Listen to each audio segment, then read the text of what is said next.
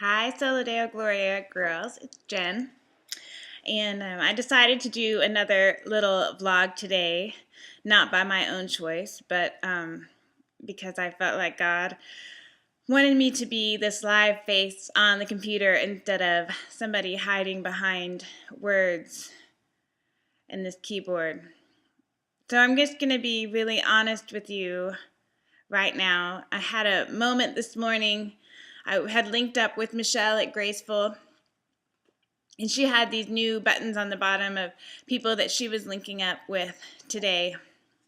And I went to some of those blogs, and it was just initially so excited about what God is doing in the blog world and how He has given people these creative ideas on how to bring communities together and just to celebrate Him and to honor Him. And then in the next moment, pride took over my heart. And my confession to you is that I started thinking about me and Soli Deo Gloria in relation to everybody else. For that moment, Soli Deo Gloria and finding heaven and speaking and everything became about me instead of about God. And as I was already wrestling with feeling guilty for going there, as I was wrestling with the fact that I thought that thorn of pride had been plucked out of my heart for good, oh, how I should have known better.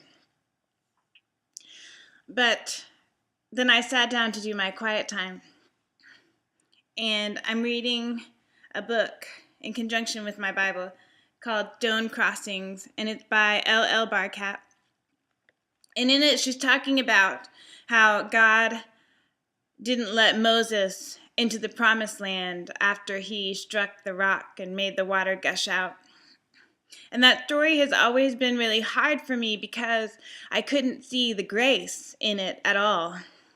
And in fact, it made me afraid that there might be a chance that someday I would screw up and that I would miss the grace and the promised land as well.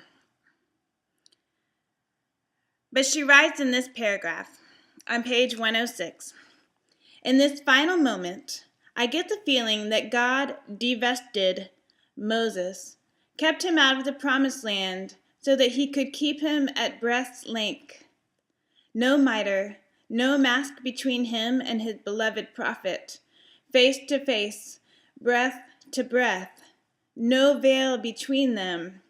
God helped Moses keep what he almost forfeited, the loving glory of the Lord.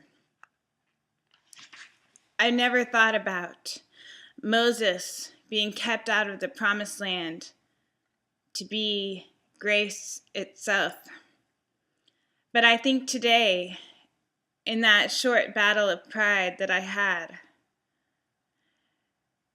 if I continued to walk in a place where I covered myself with Soli Deo Gloria and writing and artwork,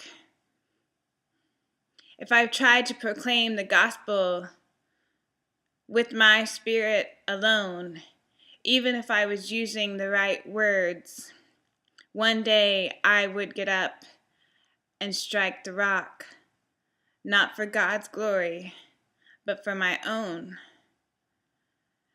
And if the choice is either being a star on the earth and performing miracles, or seeing my Savior, my God, face to face, breath to breath,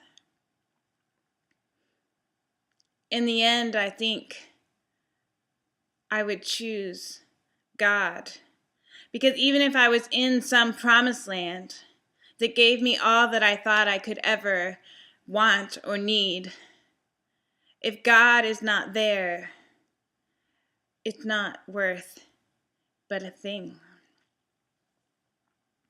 Today, I was also working on an art piece It's the art piece that you see up on the blog now. And it's a combination of two verses. One is Psalm 147. He counts the stars and calls them all by name. And this verse from Isaiah 49, verse 16.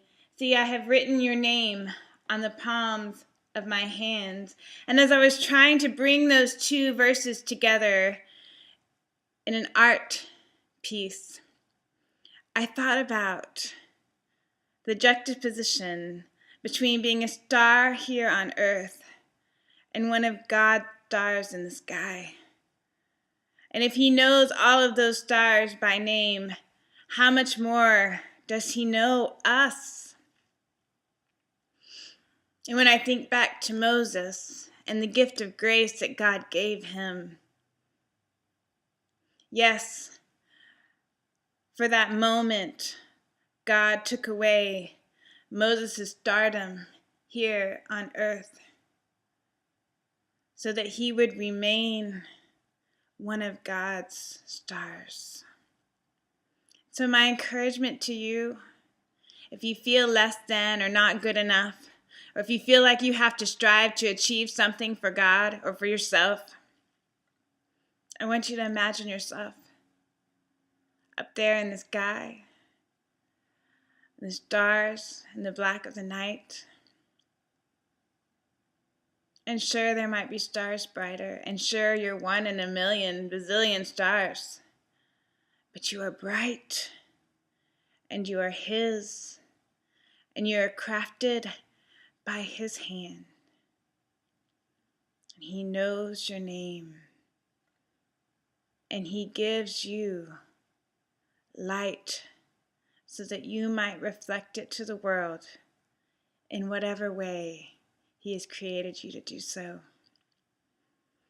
And how fitting that we think of stars during this Advent season. Perhaps we will be wise like the wise men and follow that brightest star so that we may see him for all that he is and that we may feel the depth of his love everlasting. My prayer is that you guys have an amazing Advent and Christmas season. I'm so blessed by you every single week. Much love.